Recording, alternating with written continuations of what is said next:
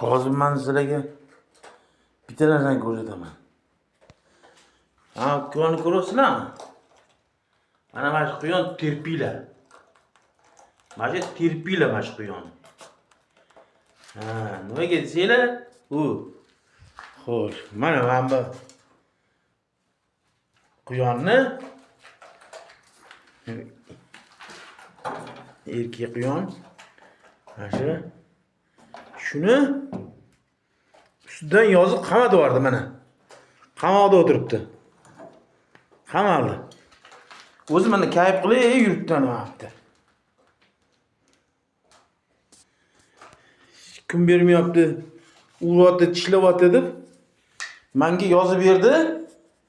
Noiloj men qonun doirasida davlat siyosati, davlat qonunlariga binoan chora ko'rib buni qamoqqa olishga majbur bo'ldim. Qamaldi. Bilmayman endi qanchaga qamaldi. O'zim ham bilmayman. Surogi yo'q, ishqilib qamoqqa oldim.